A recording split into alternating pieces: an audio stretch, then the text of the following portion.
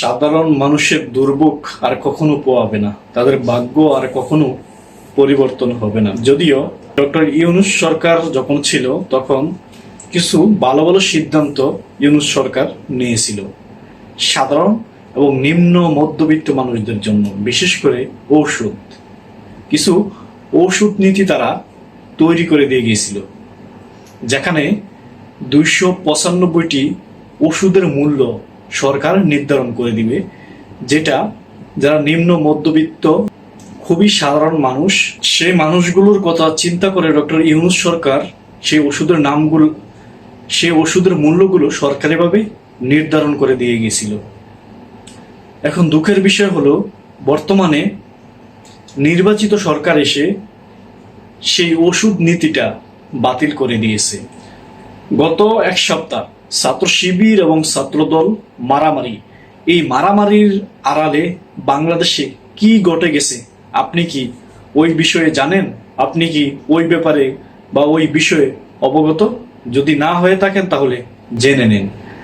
বাংলাদেশের নির্বাচিত সরকার, অন্তর্বর্তীকালীন সরকারের কিছু ওষুধ নীতি ছিল, সেই ওষুধ নীতিগুলো তারা বাতিল করে দিয়েছে। মূল কথা হচ্ছে বাংলাদেশের সাধারণ মানুষ তাদের অধিকার থেকে আবারও বঞ্চিত হলো। ডক্টর মোহাম্মদ ইউনূস সরকার যখন ছিল তারা কিছু ভালো ভালো সিদ্ধান্ত নিয়েছিল, সেই সিদ্ধান্তের মধ্যে অন্যতম হলো ওষুধ নীতি। এই নীতিটা আমাদের বর্তমান নির্বাচিত সরকার তারা এটা বন্ধ করে দিয়েছে। এখন থেকে এই যে 295টি ওষুধের দাম সরকার নির্ধারণ করবে না। এই দামগুলো এখন যারা ওষুধ তৈরিকারক কোম্পানি বা যারা ওষুধ মালিক সমিতির যারা আছে তারা এখন এর দাম নির্ধারণ করবে। মূল কথা হচ্ছে আমাদের নির্বাচিত সরকার এই ওষুধ নীতিটা একটা সিন্ডিকেটের হাতে তুলে দিয়েছে। এখন এই সিন্ডিকেট যদি চায় তারা আগামীকাল এই ওষুধের দাম বাড়াতে পারে, আবার তারা চাইলে আগামীকালই পুরো বাংলাদেশে ওষুধ সাপ্লাই বন্ধ করে দিতে পারে।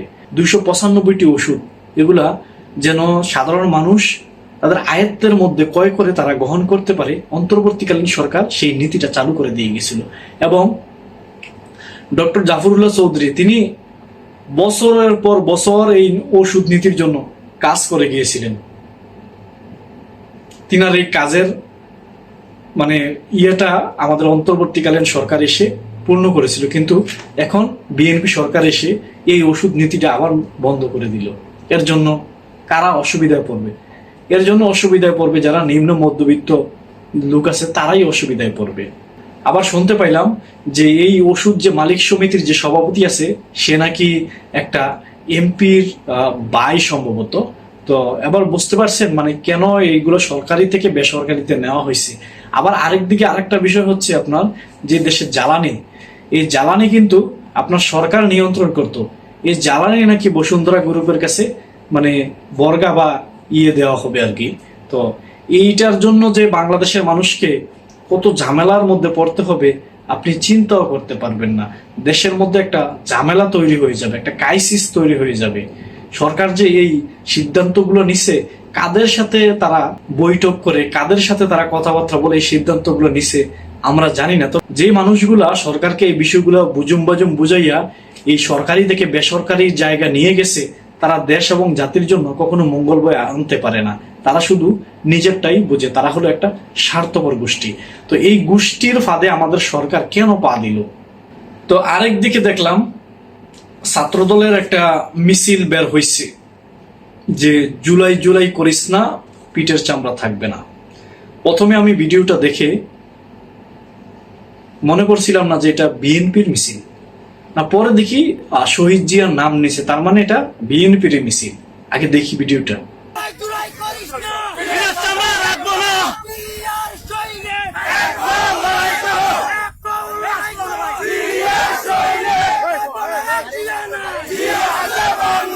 তারা এখানে স্লোগান দিচ্ছে জুলাই জুলাই করিস না, পিঠের চামড়া রাখবো না।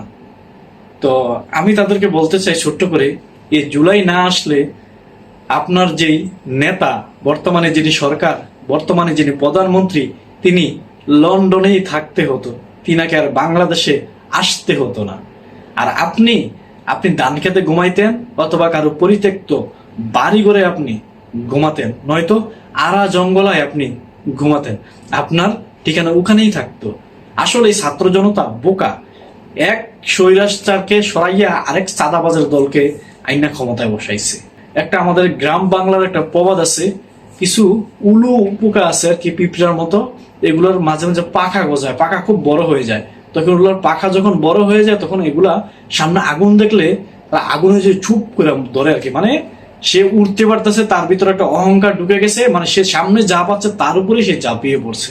মানে আগুনে যে সে পড়লে মরবে সে এটা বুঝতে পারতেছে না, সে মাতাল অবস্থায়। তো সে আগুন দেখে আগুনের মধ্যে যাইও চাপাইয়া পড়ে। তো আপনাদের অবস্থা এরকমটাই হয়েছে। আপনারা হঠাৎ ক্ষমতার স্বাদ পাইছেন, আপনাদের ভিতরে অহংকার দাম্ভিকতায় একদম আপনারা ফুলে ফেপে হয়ে গেছেন। আপনারা কি বলেন না বলেন, কি করছেন না করছেন, হিতাহিত জ্ঞান আপনাদের মধ্যে নাই। কিন্তু যখন আপনাদের মধ্যে এই হিতাহিত জ্ঞানটা আসবে, তখন আপনারা আফসোস করবেন, তখন আর লাভ হবে না।